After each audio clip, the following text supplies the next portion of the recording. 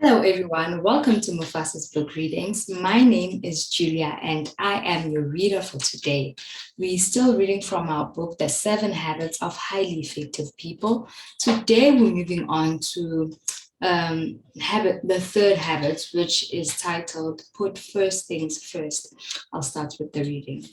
Principles of Personal Management. It starts off with a quote by Goethe. The quote reads, "Things which matter most must never be at the mercy of the things which matter least." Let me read that again.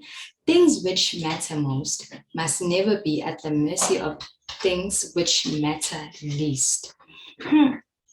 Okay, I'll read. Will you take just a moment and write down a short answer to the following 2 questions? Your answers will be important to you as you begin work on habit 3. Question 1. What one thing could you do, something you aren't doing now, that if you did it on a regular basis would make a tremendous positive difference in your personal life? Question 2. What one thing in your business or professional life would bring similar results? We'll come back to these answers later, but first, let's put habit 3 into perspective. Habit 3 is the personal fruit, the practical fulfillment of habits 1 and 2. Habit 1 says, you are the creator, you are in charge. It's based on the 4 unique human endowments of imagination, conscience, independent will, and particularly self-awareness. It empowers you to say, that's an unhealthy program I've been given from my childhood, from my social mirror. I don't like that ineffective script. I can change. Habit 2 is the first or mental creation. It's based on imagination, the ability to envision, to see the potential, to create with our minds what we cannot at present see with our eyes, and conscience, the ability to detect our own uniqueness and the personal, moral, and ethical guidelines within which we can most happily fulfill it. It's the deep contact with our basic paradigms and values and the vision of what we become. Habit 3 then is the second creation, the physical creation.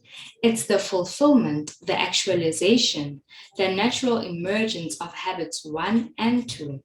It's the exercise of independent will towards becoming principle-centered. It's the day in, day out, moment by moment doing it. Habits 1 and 2 are absolutely essential and prerequisites to habit 3. You can't become principle-centered without first being aware of and developing your own proactive nature. You can't become principle-centered without first being aware of your paradigms and understanding how to shift them and align them with principles. You can't become principle-centered without a vision of and a focus on the unique contribution that is yours to make. But with that foundation, you can become principle-centered day in and day out, moment by moment, by living habit 3, by practicing effective self-management. Management, remember, is clearly different from leadership. Leadership is primarily a high-powered right brain activity. It's more of an art. It's based on a philosophy. You have to ask the ultimate questions of life when you're dealing with personal leadership issues. But once you have dealt with those issues, once you have resolved them, you then have to manage yourself effectively to create a life congruent with your answers. The ability to manage well doesn't make much difference if you are not even in the right jungle. But if you are in the right jungle, it all makes a difference. In fact, The ability to manage well determines the quality and even the existence of the second creation. Management is breaking down the analysis, the sequencing, the specific application, the time-bound left brain aspect of the effective self-government. My own maxim of personal effectiveness is this: manage from the left, lead from the right. The power of independent will. In addition to self-awareness, imagination, conscious, it is the fourth human endowment, independent will, that really makes effective self-management possible. It is the ability to make decisions and choices and to act in accordance with them.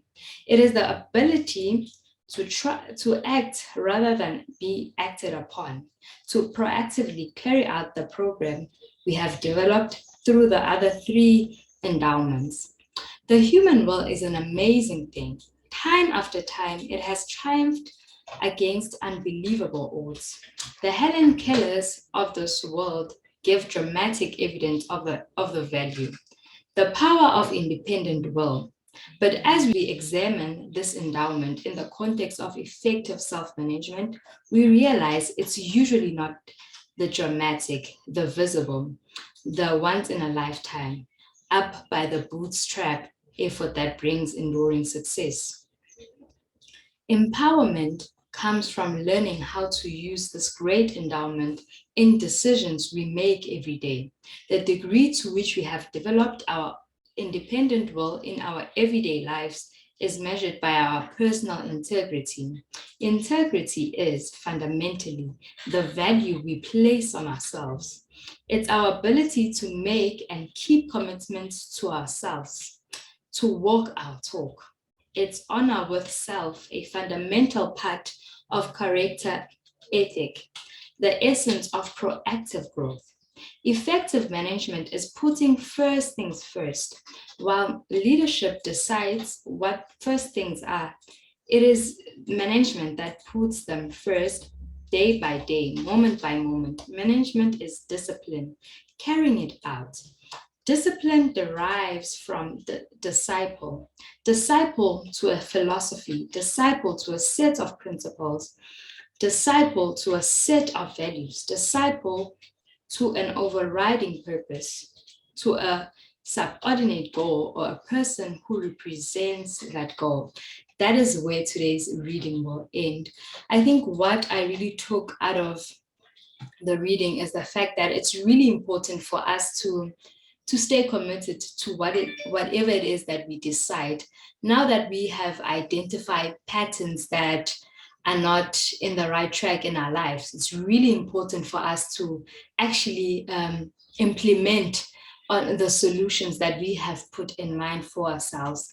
With that being said, thank you so much for joining me today. I hope to see you next time. And if ever you have any comments or questions, you can put them down in the comment section. Thank you so much for watching. Bye.